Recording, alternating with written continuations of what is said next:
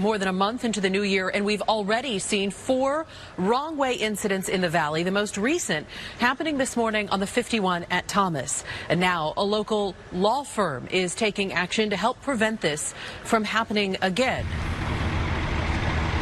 ABC 15's Lustelia Caballero joins us live. And Lustelia, some Arizonans calling the wrong-way problem in our state an epidemic. Yes, calling it an epidemic because of the frequency these types of collisions seem to be happening on our highways. In fact, this head-on wrong-way collision happening at around 1:30 this morning. And while it's still dark out, as you take a look behind me, you can clearly see those wrong-way signs. But those didn't stop the driver from actually using the off-ramp to get to the highway, something that certainly has some Valley drivers on edge.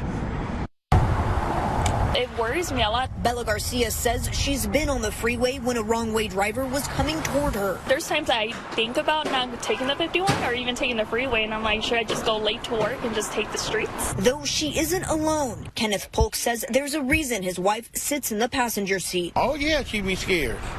Be screaming and hollering. Polk says he drove trucks for 25 years and quickly learned to always be prepared. You always make sure you got somewhere to go, to the right, to the left.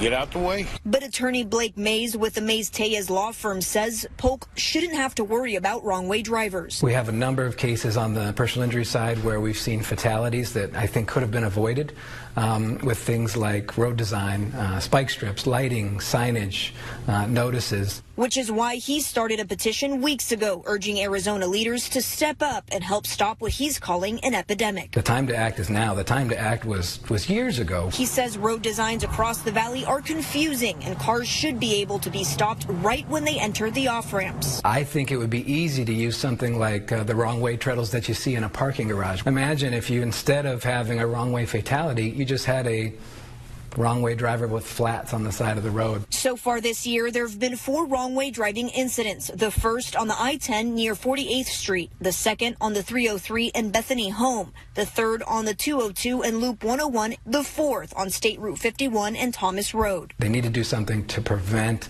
the wrong-way driving from happening on our valley freeways.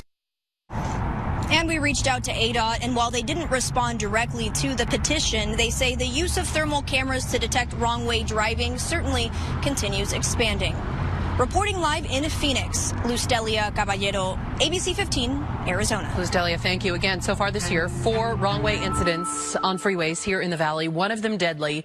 The most recent one, the first there on the 51. By this time last year, though, we'd seen 7.